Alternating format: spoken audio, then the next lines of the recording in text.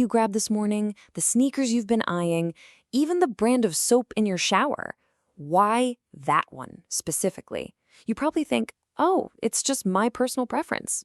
But is it? As it turns out, there's a powerful, almost invisible influence that's kind of guiding your hand every single day. It's shaping your tastes, your attitudes, and even your idea of what makes something a good purchase in the first place. All right, so let's start peeling back the layers on this. This whole idea is so pervasive, we can call it the illusion of choice. It's this feeling that we're making independent decisions when we're actually following a script we didn't even know we had. I mean, think about it. The way you eat, the clothes you put on, how you talk to your friends. It all feels so automatic, so you. And that right there, that feeling of naturalness, that's the trick. The influence is so deep, it's basically become second nature. We just don't question it. So what is this invisible hand I keep talking about? Well, it has a name, and it's a big one: culture. And culture isn't just about art and history. It's the fundamental blueprint for our entire society, and by extension, for us as consumers. Okay, so that's the official textbook definition. Yeah, it's a bit of a mouthful, but let's just boil it down. Culture is basically everything a society creates and agrees upon to shape how we act. Our values, our ideas, our beliefs. Think of it like a shared instruction manual for living, passed down from our parents, their parents, and so on. So how does that instruction manual get installed in our brains? Well, there's a word for that too: enculturation. You can think of it as the process of downloading your culture's operating system. It starts when we're kids. We just soak up all the rules, values, and norms around us until they feel like our own. And here's a super helpful way to think about it. Culture really has two main parts. On one side, you've got the internal mental culture. This is like the software. It's all the invisible stuff, the ideas, the beliefs, the values running in our heads. And on the other side, the external material culture. That's the hardware. It's all the physical stuff we can see and touch. Our clothes, our art, our phones, our music. It's the hardware that runs on that cultural software. Okay, so if culture is our society's operating system, how does it actually work? How does it get installed, and how does it get updated? Well, that brings us to the unwritten rules of the game, the code that keeps the whole thing running smooth. You see, culture doesn't just appear out of thin air. First, it's invented. It's created by people to solve problems. It's not just instinct. Second, it's learned. We learn it from our parents, our teachers, and yeah, from the ads we watch. Third, it's shared. It's spread through our communities, our families, our schools, creating a common bond. And fourth, and this is so important, it adapts.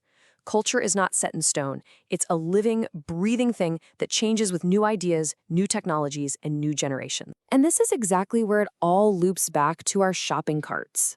Because culture doesn't just give us gentle suggestions. It sets the rules. It gives all of us a shared understanding of what's right, what's wrong, what's polite, and yeah, even what is proper to go out and buy. But wait a minute. If we're all following this big cultural blueprint, why are we all so different? I mean, why doesn't everyone in a country act and buy the same things? Well, that's because it's not that simple. We need to zoom in a little bit on something called subcultures. So a subculture is pretty much what it sounds like. It's a smaller, distinct cultural group that exists inside a larger one. People in a subculture, they'll share the big main values of the society, for sure, but they also have their own unique set of beliefs, values, and customs that really sets them apart. And once you start looking for them, you see subcultures absolutely everywhere. You've got geographic ones. Think about the different food preferences in North versus South India. You've got religious subcultures with their own unique holidays and rituals. And then there are massive ones based on age. I mean, the youth market is a subculture all its own. And of course, gender, which has a huge impact on what products are seen as masculine or feminine. So let's look at a really cool modern example of this in action. The source material highlights an amazing case study of a brand new subculture that's emerging right now, the new Indian urban consumer. This is a perfect example of how culture isn't just some ancient thing. It's being created as we speak. So what defines this new group? Well, there's a big focus on achievement, which you can see in the desire for things like fancy club memberships and overseas vacations. there's a move toward impulse buying, made super easy by credit cards and digital payments. A huge, huge demand for convenience, which is why food delivery and online shopping are exploding. And of course, a deep embrace of high-tech products, from smartphones to smart homes. This is a subculture evolving right before our eyes. Okay, so we've talked culture, we've talked subcultures. This is all really interesting stuff. But why does it really matter in the grand scheme of things? Well, the answer is pretty simple. Money. Billions and billions of dollars. On a global scale, understanding this stuff isn't just interesting, it's the difference between making it big and going broke. I mean, the stakes are just astronomical. You take huge global brands like Coca-Cola, Amazon, or Apple. For them, business outside their home country isn't just a little extra cash. It's more than half of their total revenue.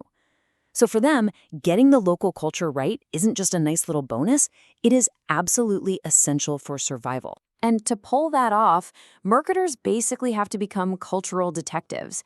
They have to ask some really tough questions. Hey, does our product clash with local values? Who actually makes the buying decisions in a family here? What symbols and language should we use in our ads so we don't accidentally offend everyone? Are people here even open to a new way of shopping? Answering these questions correctly is literally everything. Which, brings us right back to where we started. Back to you and your shopping cart.